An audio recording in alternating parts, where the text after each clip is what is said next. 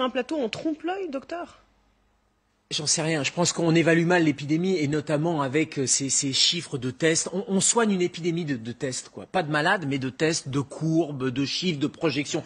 Imaginez qu'on est, nous, médecins de terrain, avec nos malades, cancérologues, urgentistes, si à l'échelle individuelle avec un patient, on était dans la même logique que ceux qui sont en train de gérer l'épidémie au niveau de santé publique. En disant, oui, mais vous vous rendez compte, vous risquez le pire, donc il faut qu'on vous fasse ce traitement, etc. Mais on pourrait pas, enfin, vous ne voudriez pas d'un médecin comme ça.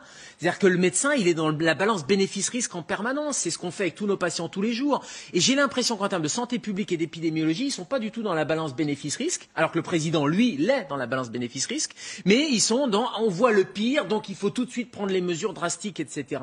Moi, je trouve ça déraisonnable à date. Et encore une fois, je dis à date, parce que il faut prendre plusieurs paramètres. Alors pourquoi les 5000 cas de contamination? On ne sait pas ce qu'on mesure. On fait des tests positifs, on ne sait pas si c'est des malades, si c'est des anciens malades, si c'est des gens qui ont du virus au fond de la gorge parce qu'ils étaient contaminés il y a 3 mois, si c'est des nouvelles contaminations ou pas. Donc on évalue sur des mauvais critères. Donc on n'a pas le bon critère. Donc prenons plusieurs de ces critères. Moi, il y a un truc qui me fait marrer, c'est les 3000 malades. Enfin, ça me fait marrer, pardon, c'est pas drôle, mais 3000 malades en réanimation. Si chaque année, on confinait le pays pour 3000 malades en réanimation, mais toutes les années, depuis 15 ans, on serait confiné. Pourquoi? Parce que toutes les années, vous avez des gens qui meurent sur les brancards des urgences pour la grippe, pour des pneumopathies qu'on ne peut pas traiter, qu'on ne peut pas prendre en réanimation, parce qu'il n'y a pas de place, parce qu'il y a eu des réductions drastiques de moyens, etc. Ça, il faut le dire aussi. Et puis si l'objectif, c'est de ne pas saturer les services de réanimation, ou si on manque de lits, parce qu'on nous l'a dit, le facteur limitant, c'est le manque de lits, ben pourquoi on n'en crée pas? Pourquoi on ne se donne pas une marge de sécurité qui permettrait de créer ces lits,